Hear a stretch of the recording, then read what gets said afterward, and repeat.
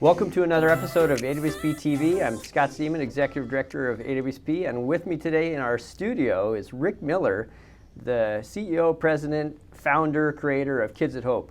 Rick, thanks for being here. Thanks, Scott. Thanks for the invitation. We are super excited that you're here today. I'm looking forward to a great conversation around Kids at Hope. Lots to talk about. Yeah, and for those of you that are watching this right now and you're like, what's Kids at Hope? I dare you to go back through some of our YouTube videos and find the feature video we did at Four Heroes Elementary. It's a great story that captures the essence of Kids at Hope in action in a school. Good. So Rick, you're here today and we're talking about hope in education. How did we get here? Isn't that amazing though, that we have schools all across this country thanks to you and your team? How do we end up with hope as something that is driving schools? I think it was just timing. I think we got tired of labeling kids as at risk. We began to devalue our children across the country, that there were some children that were worthy of our investment and some children that were worthy of us trying to repair. And we lost sight of those young people who came to us with all kinds of treasures. They just hadn't been discovered yet. But we refer to them as at risk because of the conditions from which they came. They may have come from poverty or highly mobile families or parents who weren't well educated or new to the country. There may be an alcohol problem in the family, or there may be been raised in an area that has a high crime rate issue. But regardless of what the issue was, we stopped even looking at the kid. We only looked at the conditions from which they came and automatically labeled them as at risk. And that automatically devalues them, puts them in a liability column versus an asset column. So in 1993, I brought together a group of practitioners and researchers to challenge what was then known as the youth at risk paradigm. As a matter of fact, to a great degree, still understood as the youth at risk paradigm, certain conditions that exist in children's lives that may prevent them from achieving their fullest potential. So we began to be concerned about that. So we challenged it. We started a research project at Arizona State University to basically better understand whether we were misrepresenting what at-risk was. I thought personally that term was abused, misused, overused, maligned, and that maybe if we were to label children, why not label them with a positive perspective, an asset, a strength-based? Why not label them as at hope? And when we began to look at the at hope paradigm versus the at risk paradigm, a whole new understanding of child and youth development came to us. And at that same time, in what was happening in psychology, was that we began to intersect with the field of positive psychology, because psychology found themselves on the wrong path as well. Psychologists were looking at the pathologies that affect people's quality of life. And so they were into the repair business. And the group of psychologists began to understand that maybe we should focus on the strengths and assets people bring, not just on fixing their issues or their problems. So that field began to emerge almost at the same time that our research review at ASU began to explore the at-risk versus the at-hope paradigm shift. And when we began to reveal that to our publics, people had a fresh view of what we could do, because we realized very quickly that we didn't control the risk children come to us with, but we control the hope in which we offer them. And that began the paradigm and the shift in the way we work with young people. And I really like that mindset shift right there, and just the terminology you're using. So a principal who's prepping their year, that's just a great reminder that you know, it's, regardless of where these kids are coming from, we control their hope. That's right. And I think that empowers us, because if we accept the at-risk paradigm, then we're misrepresenting the power that we have. As a matter of fact, we disempower ourselves, because we believe these kids come with us with conditions that we really don't have the expertise, the skill, or the time to repair when we're supposed to be doing so much other things with young people. So by looking at ourselves as not controlling the risk in children's lives, but by controlling the hope from which we offer them, that becomes an empowering feeling, and one that should kind of motivate us and excite us about our work with young people. So 1993 started this journey, and here we are today. I fell in love with Kids at Hope years ago when I was introduced to it, and I'm a full believer in the mission.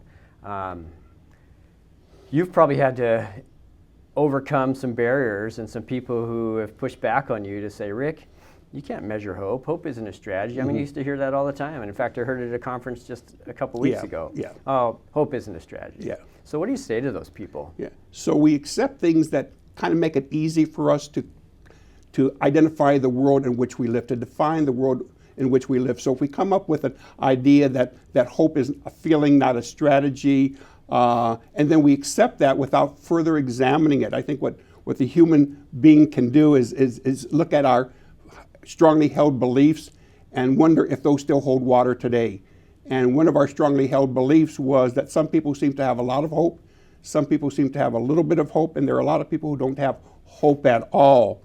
And there's nothing you can do about it. It's just the way it is in the world. When in fact the science reveals something completely different. That hope is a brain process.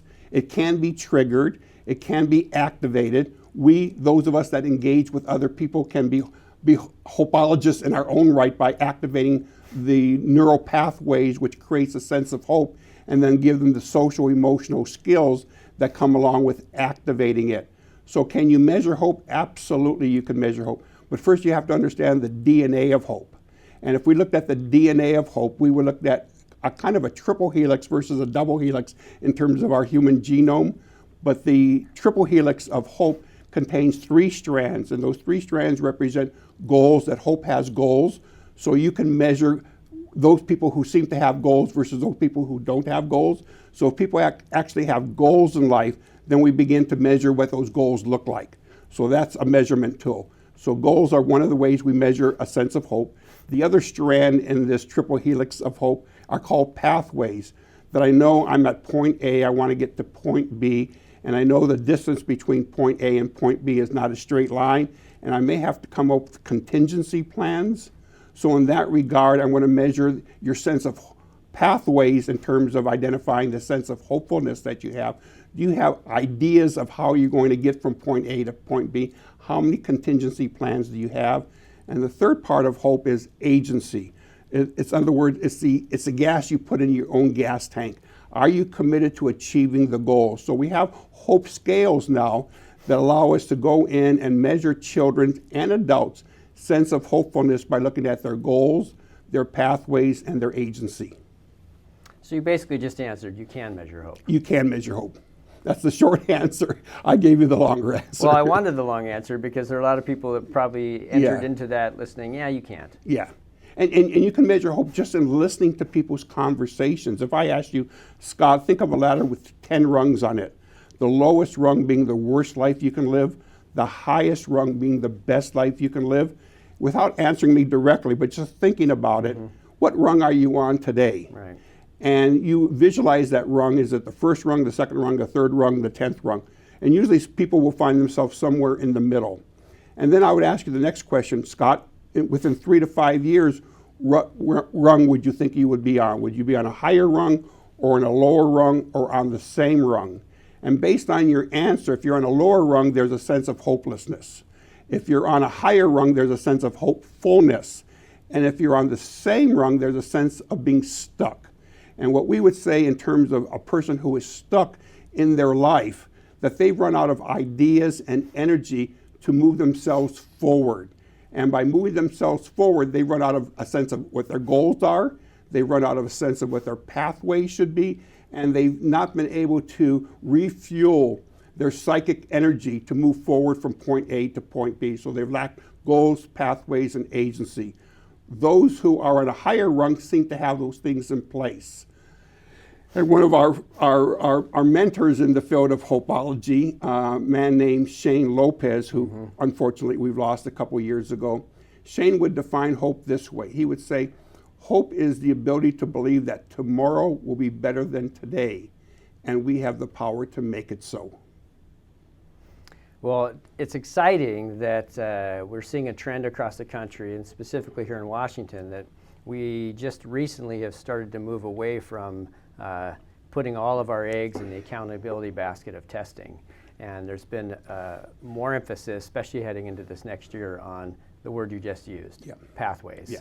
So I think we're in a great position in the state now to start talking about hope as an indicator, as a measurement tool, specifically tied to pathways. So it's And I exciting think to see. when you look at people, when you just kind of use that broader term hope, but when you look at people who seem to be hopeful in their lives, what are the examples of that? Well, they seem to have better relationships with loved ones and colleagues and peers.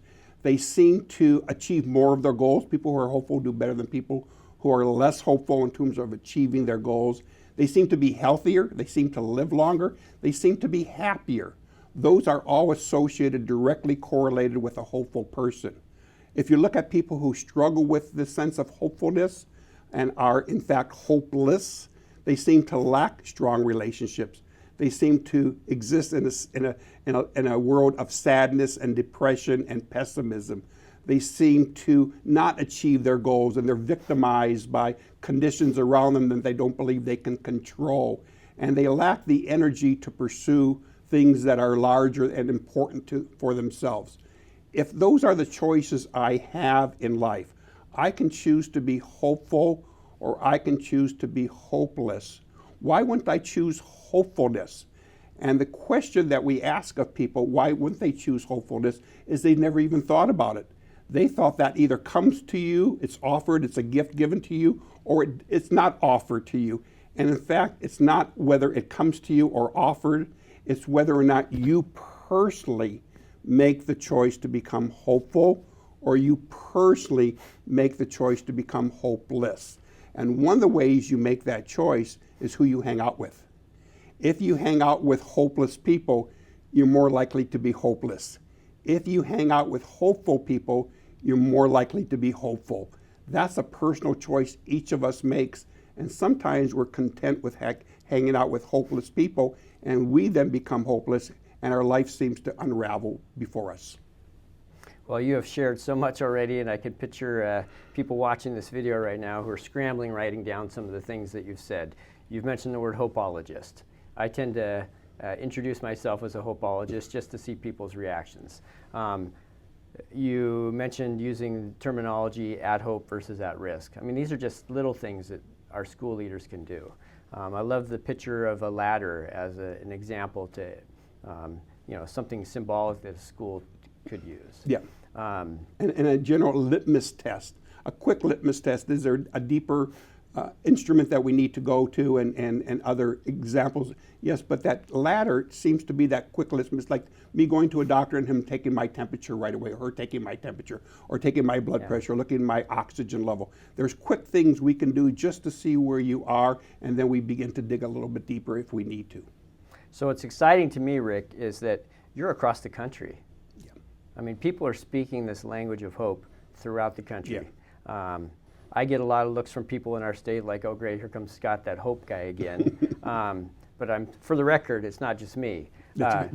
So it's us now. It's all of us. So can you just share quickly some of the areas that, other parts of the country you're in? Yeah. Just to give our audience an idea of how this hope gospel is spreading across the state or across the country. Yeah, I appreciate that. What struck me most recently is that I was in a one-school school district in a rural area of Arizona, Topak, Arizona, with the most enthusiastic, hopeful people you could imagine that were transforming kids' lives in a very challenging community. Mm-hmm. They had not given up on themselves, and by not giving up on themselves, then they don't give up on kids. And that becomes part of a hope culture, right? I don't give up on myself, I don't give up on my kids, coming to the conclusion that you can't have a kid at hope until you first have an adult at hope, right? But I went from that little Topak rural community of about 120 students in a schoolhouse in a school district. The next day I was in New York City working with the country's largest school district, 1,800 schools, 1.1 million students. And the interesting thing is that hope didn't change. Hope was exactly the same. The DNA was exactly the same. The concerns and difficulties that the rural people were concerning about their future were the same issues that this very urban community, the largest city in our country with the largest school district in our country, if not one of the largest school districts in the world, had the same concerns about whether or not, one, that the people that were working with kids were hopeful people, because you can't have a kid at Hope until you first have an adult at Hope. And whether or not the kids that we were working with weren't just learning reading, writing, math, and science, but equal to that, they were growing up to know that they can control their own destiny, that they had a future that they could envision, that they knew where they wanted to go in life. And that's more than knowing they can pass a history test. That's more than knowing that they can read at the 4th grade level. That's more than knowing that they can get into college, but that they had a sense of future. And the rest of what we do in schools is to give them tools so that they have the right toolkit, or they have the right information in their backpacks, so when they enter adulthood, they're prepared to make a contribution. So on one hand, we give them the tools, which is education, and the other hand, we give them a sense of hopefulness, which is the ideas of how they're going to use that to contribute to society as adults. So whether I'm in a Topak, Arizona, or New York City, they embrace hope the same way. It's an energizing force. It's a dynamic force that transforms lives, and people want to know how to get that. Yeah. So I'm a school leader, and I'm watching this video right now, and I'm hooked. You've got me. I know I could go to one of the joint sponsored AWSP Kids at Hope events that we've been offering each year here in Washington. Where else could I go to learn a little bit more about this Kids at Hope thing? So the good news there is that we have trainers across the country. We have people that will come in to your schools and your communities, because at the end of the day, it does take a village to raise an educated child. So you want to empower the village as much as you empower your certified and classified staff people to make a difference in kids' life, to ensure that they're hopeful so they can teach kids to be hopeful. So we have a series of training courses that run anywhere from 2.5 hours to 2 days to our 5-day institute that we co-sponsor with our home university, Arizona State University, each year. So there's lots of ways to invite us into your community, set aside a professional development day, an in-service day, and we will come in and empower you with the research, the knowledge, the principles, and the practices necessary to create a culture of hope in your schools and in your community. We have, through your efforts and our efforts, we have a series of videos that you can find on your YouTube channel, on our YouTube channel. We have a robust website, kidsathope.org, that you can go to and have all kinds of resource and contact information as you begin your journey into this dynamic, this energy force, this field of being hopeful, and how important that is to our human condition. Right on. The other day I was wearing my T-shirt that I got from one of our elementary schools in our state, and on the front of the shirt it says, "I'm a kid at Hope." Yeah. And on the back it says "Treasure Hunter." Yes. And I loved walking through Lowe's this last Saturday as people did a double take at my "I'm a Kid at Hope" shirt. Those are terms that I know pretty well and understand, but what does it mean for an adult to be a treasure hunter? Yeah, that's a wonderful, wonderful question. So in our society, we have over-professionalized our work with kids. We have social workers and school psychologists and reading specialists and counselors and math specialists. We have specialists that focus on a particular area. And we think that's important. We want to drill down and offer as much information and content and understanding within the subject matters necessary, again, to navigate life. So within that professionalism, we kind of separate you from everybody else that does something different. So you're an executive director, that someone else is an operations director, someone else is a specialist, someone else is a teacher, someone else is a school psychologist. So we've created all these bureaucratic titles. And those bureaucratic titles has to do with our job functions. We believe within our understanding of culture that there should be a cultural title that each of us has. And we believe that cultural title that we're offering is treasure hunter. And why? Because we believe there's two types of kids that come to us. The first type of kid comes to us with gifts. They're socially gifted, they're athletically gifted, they're musically gifted, they're academically gifted. Those kids are fun to teach, coach, instruct, and mentor. So those kids, we know who they are, and they're going to do well, and they're going to be on the honor roll, and they're going to be talking about the colleges and the careers they want to pursue. They come to us with gifts and great sense of hopefulness and anticipation and optimism. But there's another population of kids who come to us with treasures. And treasures, by its own connotation, are something that are difficult to find. Yeah. You have to be a treasure hunter to be able to know that you have to invest in trying to find the treasures. And in many of the young people that we serve, that you serve, that your schools serve, those treasures are deeply buried. And a teacher alone cannot find that treasure, and an administrator alone can't find that treasure, because that may not be part of their job description. But a person who sees themselves as a treasure hunter is a person that will not give up on that child until that treasure is discovered. And the other interesting thing, if we create a culture of treasure hunters, if I can't seem to find that treasure in a young person, I'll find someone within my treasure hunter team to find that treasure. If I can't find a way to teach this child to read, I will call upon a reading specialist. If I can't find this treasure, I just don't have one person in my organization, my staff, and my school, my agency. I have the entire organization that sees themselves as their bureaucratic, responsible position, that formal title we all are given when we get a job, and equal to that to the cultural position that we take when we work with kids, and that is we don't give up on kids until we find the treasure.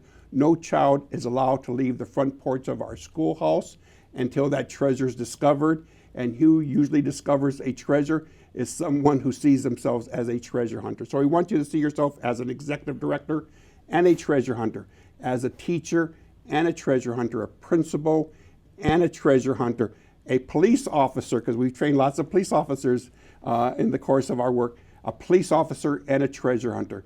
We have a community of treasure hunters, and that guarantees that no child leaves the front porch of our communities without their treasures being discovered. So people watching right now might get, okay, now they've lost me. But having been there and seen it, I believe it. So can you share an example of a school where you've walked in and you meet the chief treasure hunter and you've seen that terminology at life in the school? Can you share an example of I'm sure you've seen hundreds, but what does it look like? Yeah, so there's activating hope, right? So it's one thing to understand its theoretical constructs. Mm-hmm. It's another thing to understand the research components. What is it that the research revealed to us? It's one thing to understand its framework, and then there's something completely different that you're striking at. What are the principles and practices? How do I see, smell, taste, touch, and hear a place of hope? And I think my best description of that is when I walk into a Catholic church, I should know I'm in a Catholic church. Mm-hmm. I should see the symbolism. I should hear the language of Catholicism. I should see saints. I should see a crucifix. I should see stained glass windows. I should smell incense. I should see holy water. I should know I'm in a Catholic church. If I walk into a Jewish synagogue, I should have a different experience. I should see a Star of David. I should see a Torah. I should see a Talmud. I just should see something that represents the symbolism of that.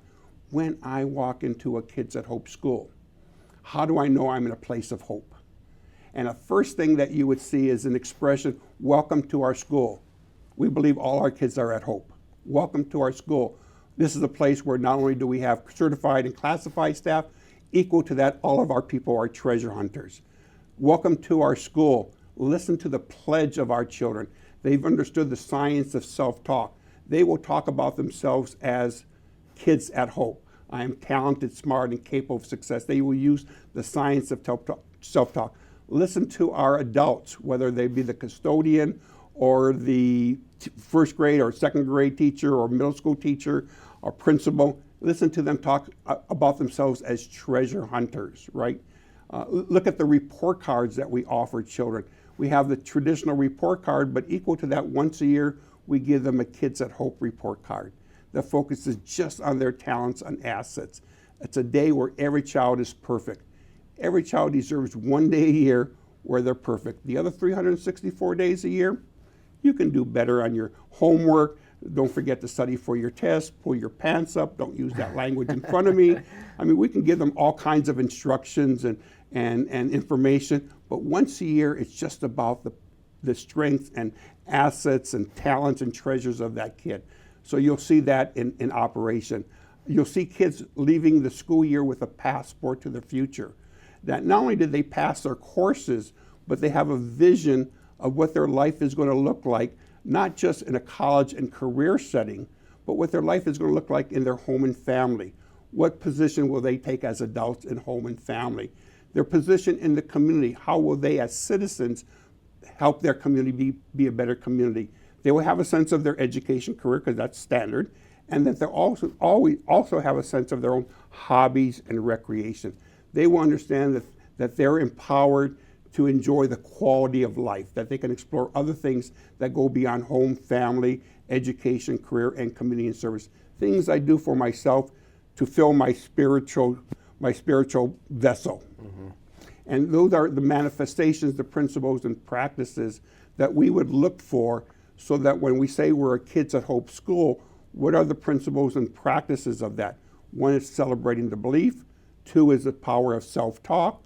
3 is that you're actually identifying strengths and assets in children. 4 is you're giving them a document that helps them focus on their future. And the 5th one that we do, we actually track relationships. We believe hope comes through relationships with people. If I learned my native tongue of English, it's because my parents spoke English to me. So I'm mimicking my parents to pick up their language, a very sophisticated skill set for human beings. So we understand that hope is taught and learned. If we understand that, which is a truism, if we understand that, which is a scientific fact, that hope is taught and learned, then the question is, who teaches our children about hope? And can you teach something you don't know? If you yourself aren't a hopeful person, how do you teach a child about the strategies associated with hope? If you yourself don't know what shoe goes on the right foot, what shoe goes on the left foot, how do you teach a child what shoe goes on the right foot, what shoe goes on the left foot? So we have to be cognizant of the types of people we're surrounding our kids with, because if they're hopeful people, the kids become more likely to be hopeful, develop the skills and the characteristics of hope. And if we're surrounding our kids with hopeless people, then the kids will mimic those characteristics, those behaviors as well. Sold. I know. So I'm selling myself again. So I want this in my school. Yeah. What can I expect? I mean, what roadblocks, what bumps in the road, what am I going to encounter? What can I expect as I head down this road? I think that's a critical question, because at the first glance, when somebody offers something out of the ordinary, something different, regardless of how powerful and dynamic it may sound, and I hope it does sound dynamic and quite innovative, the first thing people are going to react to is this more work to do? Is this going to burden my people? It's another initiative. It's another initiative. It's the revolving door of the best idea of the week, and it's going to come in and it's going to go out. And those are real, true concerns. I mean, we need to address those. But once you kind of get into the understanding and the depths of Kids at Hope, you got to kind of get underneath the hood a little bit and not just accept this as the knee-jerk reaction. Anything that may be new seems to be more burdensome on our plate. And we hope that you see Kids at Hope as a stronger plate, that it's not more to do, it's a better way of doing what you're already doing. We also have the understanding that a lot of people out there already are practicing Kids at Hope. We say practicing Kids at Hope without a license. They intuitively or intellectually understand that they can directly influence a child's sense of hopefulness by modeling what hope looks like, by believing in kids, by connecting with kids, and by teaching them what we haven't talked about yet, which is mental time travel, which is our synonym for hope. Hope is the neurobiological process of manifesting hope through our neural pathways in our brain. We call that expression, that process, mental time travel. Mental time travel, the ability to see the future, come up with a pathway to achieve the goals that I envision in the future, and make the conscious commitment to creating the energy force necessary to achieve those goals. That happens in the brain. We know where it happens in the brain. We know how to trigger it in the brain. But again, when you kind of come up with a package that we're talking about, how do you implement hope? you begin to understand maybe you don't implement it, because curriculums you implement, programs you implement, but we're not talking about neither curriculum or programs. What we're talking about is culture. We're talking about something that everybody invests in, not just the specialists in the reading program or the math program or the administrative program. That culture is a participatory effort, not a spectator effort, right? So everyone's empowered to make a difference. And those people have to be agreeable that tomorrow in their school will be better than today, and they have the power to make it so. It's not the administrators have the power to make it so. It's not the school board that has the power to make it so. That tomorrow could be a much more hopeful day for all of us, the adults and the children, and we have the power to make it so. Why wouldn't you want to grab onto that, right? Because that's not more to do. That's the important things that we should be doing on the front end. So we see Kids at Hope as the plate, or the strengthening of the plate, not the items on the plate. Yeah, and I would say as a principal, I was probably practicing hope without a license. Right. But you know, it fits perfectly, and that's probably why I was so enamored with Kids at Hope from the beginning, because it is a culture. Yeah. And we believe in the school leader paradigm that it starts with culture. Yep. That's the foundation. And then what you've described are the systems that you put in place to foster and nurture and sustain that culture. And then the belief is manifested in the learning, the hope, et cetera, whatever you want to put in the middle. In this case, That's right. It's hope. Yeah, and that's manifested by the people themselves. Yes. That have bought into the idea that tomorrow can be better than today, and we have the power to make it so. And that's an empowering feeling. And a person that has that feeling, that sense, that's a hopeful person. And a person that doesn't have that feeling or that sense, that's a hopeless person. So the question we would have for people who work with other people's kids, are you hiring hopeful people or hopeless people? And how do you know the difference? How do you know the difference? And that becomes critical in terms of creating a culture, because hopeful people create a hopeful culture. Hopeless people create a hopeless culture. Naysayers create a naysayer culture. Empowering people create an empowering culture. That has nothing to do with the school strategy or business plan or administrative plan or staffing structure. That has everything to do with the heart and passion of the people that you hire. Well, one of my not so secret goals is to have hope as one of the indicators that we measure as a state.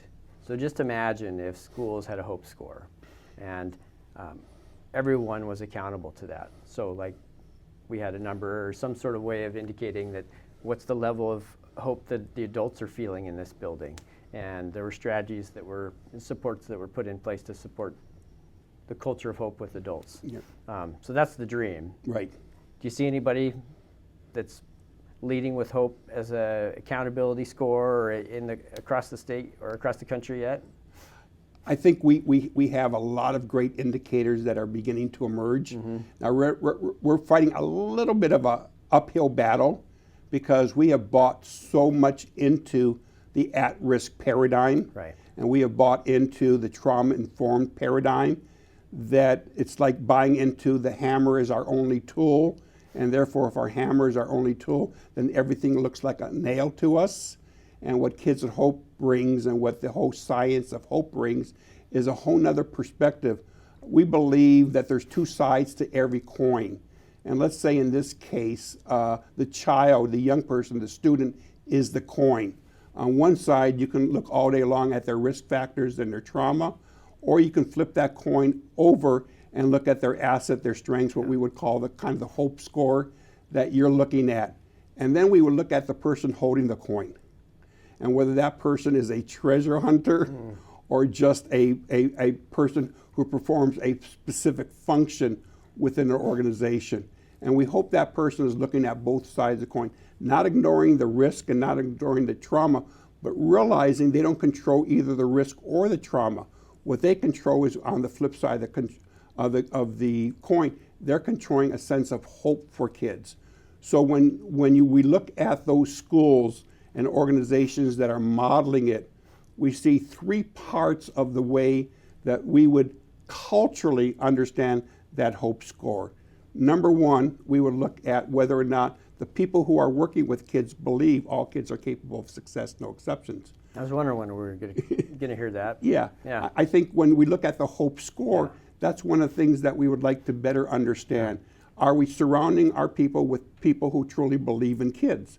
Do they believe some kids will do well and other kids won't? Or do they have a sense that all kids will do well? Because once they believe in kids, we then understand they'll make a greater investment in that child than if they didn't believe in kids. Why would you invest in a child you don't believe you're going to get a return on investment from? So we unconsciously began to hold back our investment in that child, not believing we're going to get a return on investment, and take that energy and focus on kids that we believe will have a return on investment. If that's the case, we'll end up where we started. Some kids will do well and some kids won't do well. We're trying to change the paradigm. So the first thing is we're going to measure belief systems. Are we surrounding our kids with adults who believe in them? The second thing we're going to measure is whether kids are connected in meaningful ways with caring adults. We met someone on your staff that focuses on those relationships.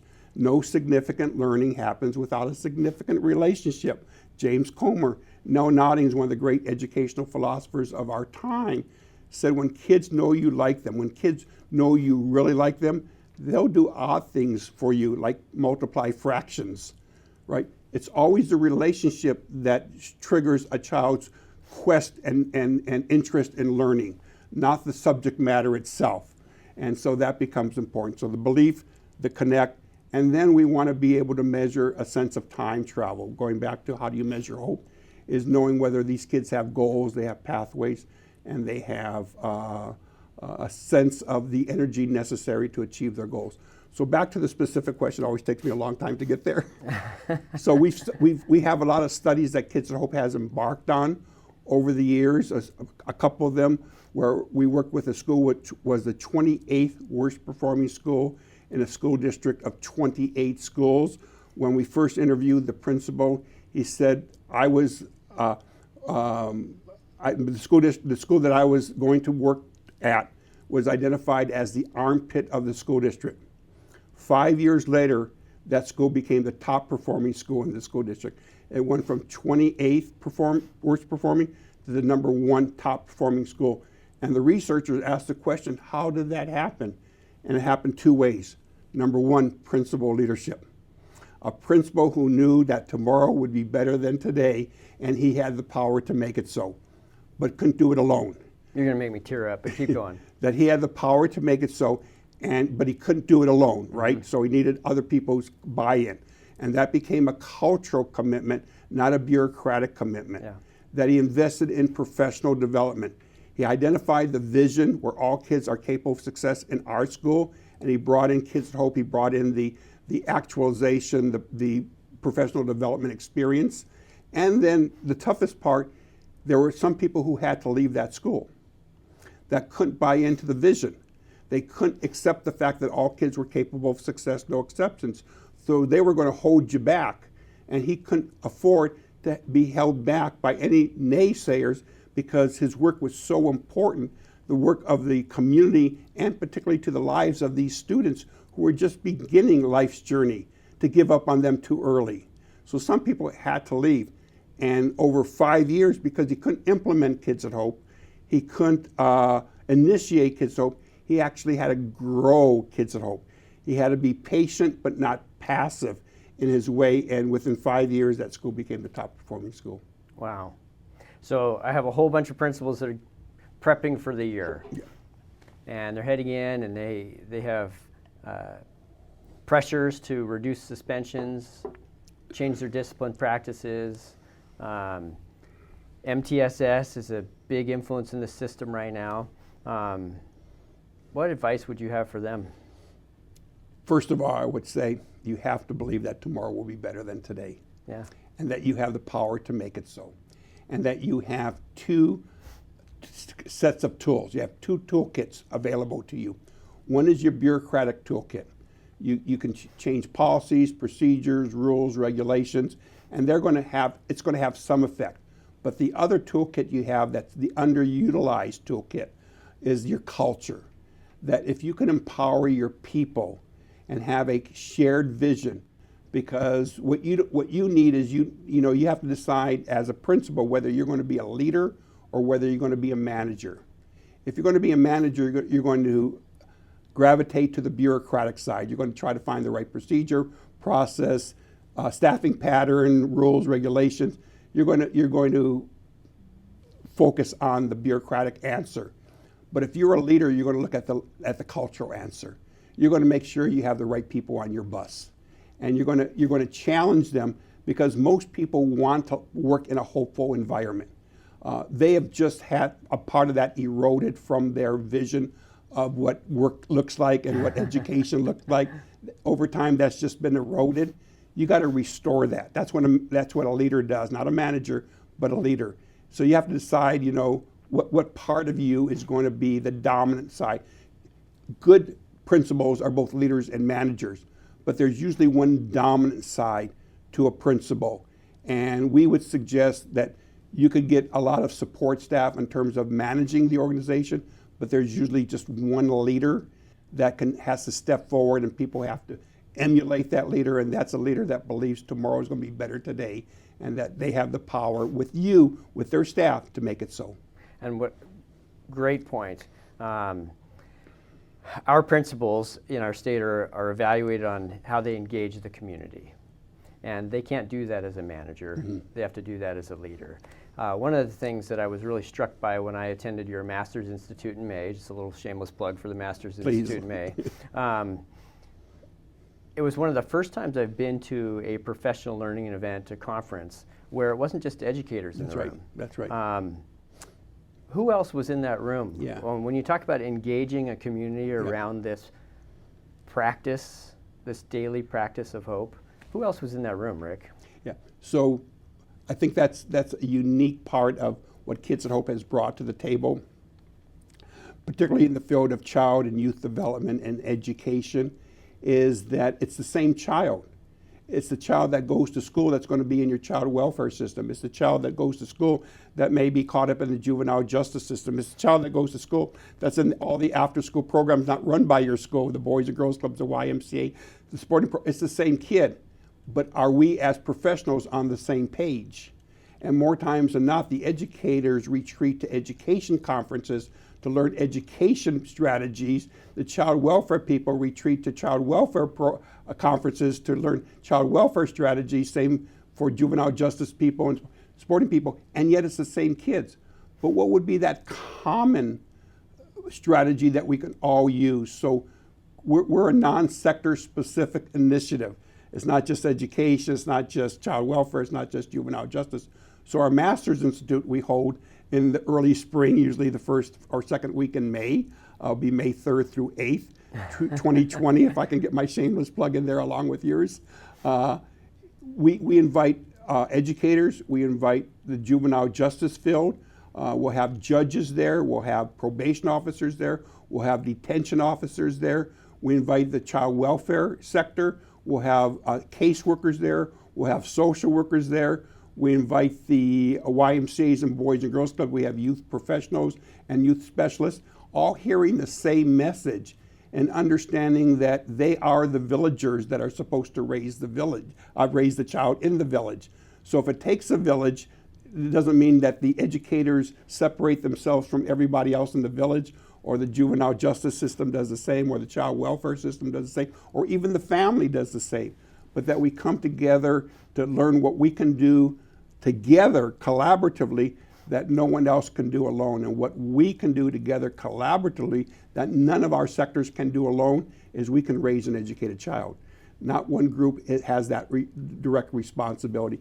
It's a community responsibility, bring the community together to learn from each other how that is to be done. So a great move for a principal would be to gather all those stakeholders in their respective community to come in and at least learn the language, the vision, and probably challenge that belief about, do we really believe in all kids, no exception? Yeah, and it's a community language. Yeah. I mean, in education, you would talk about pedagogy. In the community, you won't talk about pedagogy, you'll just talk about kids. And you wouldn't use the title of a reading specialist or a math specialist, you use the title of treasure hunters, because that becomes the community language. And yes, Kids at Hope works best when it is applied to all parts of our life, where wherever I go, I'm looked at as a kid at hope. Yeah. Wherever I go, I see myself as a treasure hunter, not just as a reading specialist or a principal or an assistant principal. That this is my community responsibility, is to not to let any child leave without discovering the treasures and giving them a sense of hope, which means giving them a sense of their future, a strategy to achieve the goals in that future, and the necessary energy that they need to understand to invest to achieve their goals in the future. If given that choice, why wouldn't you accept that? Why wouldn't you exercise that?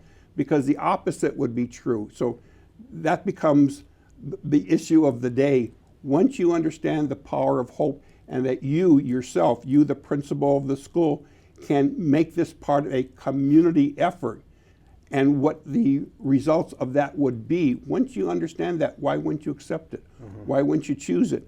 And there's where your choice comes in, that I can choose to create in my school a place where hope lives. Hope lives in my school. That's pretty powerful.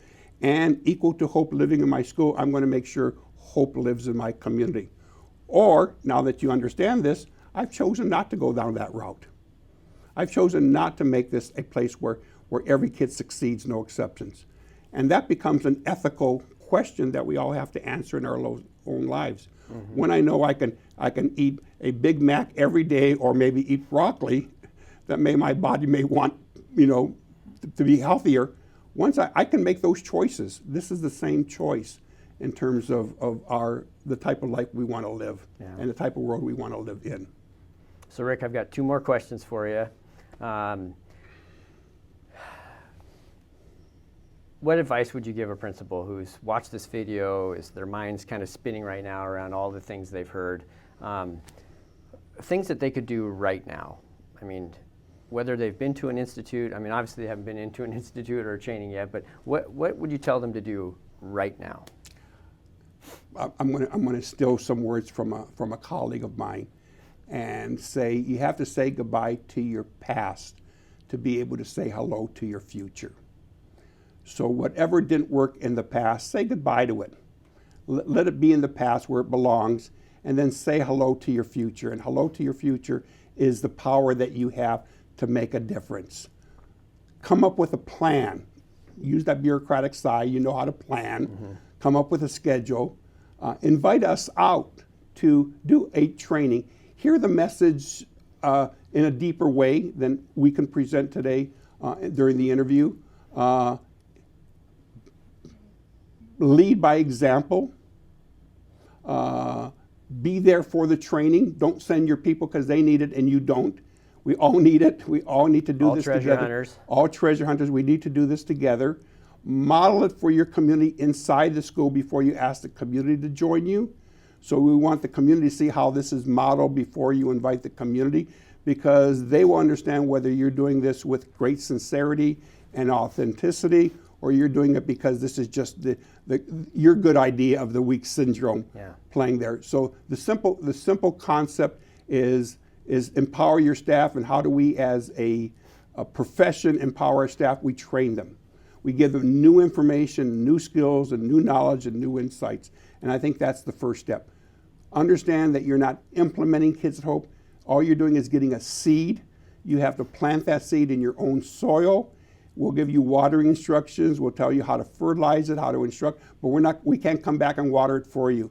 You have to water it for you. We'll come back and offer you some technical support to that, because we want that seed to germinate and to create beautiful flowers and blossoms as much as you do, but it requires a level of commitment, understanding, patience, and energy. My last question, Rick. Yes, sir. Nobody comes into the studio without answering this question. So as I travel, I like to ask people this question because the answer is pretty telling on what kind of principal they might have had while they were in school. Yeah. Lots of times we get asked who our favorite teacher was, but we're rarely asked who our favorite principal was. Yeah. So I'm going to put you on the spot, and I'm going to ask you to think back through your own journey, whether that's through your own schooling or what you've witnessed in your work. Do you have a favorite principal out there, and why? I had 3 favorite principals. I had an elementary school principal, a middle school principal, and a high school principal that are significant in my life. I ask the question in my workshops, who are the people that you believe are successful, and who are the people that you believe are significant? I think you do the same thing. And all three of my principals were significant, and they are part of my autobiography, so to speak. My elementary school principal, Mrs. Colstead, was a person that offered me compassion and discipline. When I was doing well, she was compassionate and supportive. When I was doing badly, she told me what the consequences could be. And she was very balanced in those two approaches. And she was fair and honest in those two approaches. So we didn't treat us differently, didn't have favorites, but said, here's how you deserve praise, and here's how you deserve consequences. Still very telling in my mind's eye of that. My middle school principal, Mr. Knight. Mr. Knight was one that showed a lot of passion in what he did. He loved the school, and he demonstrated in everything he did. He loved the school, and he wanted the school to achieve great things, and he was always visible.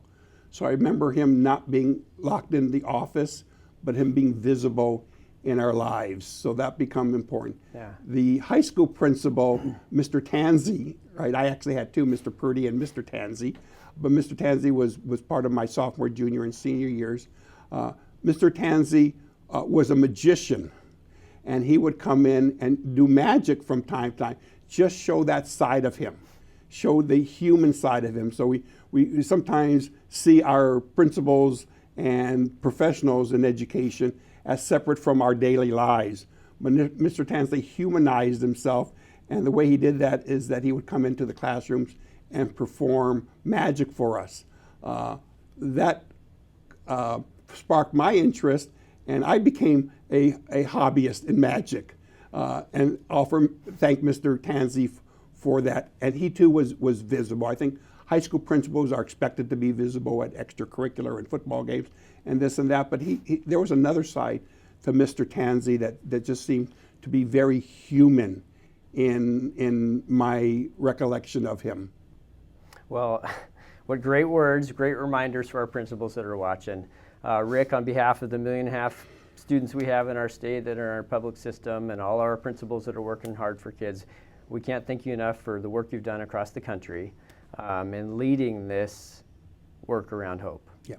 It really is making a difference, and I think you and I live in the same world. We do. We dream someday that every school is a Kids at Hope school. Yeah, and every school truly believes in all its kids, connects with all its kids, and every kid in that school becomes a time traveler. They have a wonderful sense of their future, and they use that energy to propel them into all their contributions when they become adults. Yeah. So we're proud to partner with you, Scott, and your association, and thank you for your leadership. This isn't a one-man band by any stretch of the imagination, and each of us has to play a different instrument, but we're playing off the same sheet of music. Yeah. And when we do, it makes a beautiful sound. And that sound is resonating across the country from our work and your work and people like us that share a common passion. So from the bottom of our heart, our collective heart, our hopeful hearts, thank you for all you do. Well, let's keep doing it. Yeah. Well, that's it for all of us here at AWSP TV. Thanks for tuning in. If you want to learn more about Kids at Hope, it's a quick Google search and you get lots of information. You can attend their Masters Institute in May. In Washington this next year, we'll be holding a couple more Building Hope Together workshops with our partners with WA and AWSP. So there's lots of ways to learn more. Thanks for tuning in. We'll see you next time.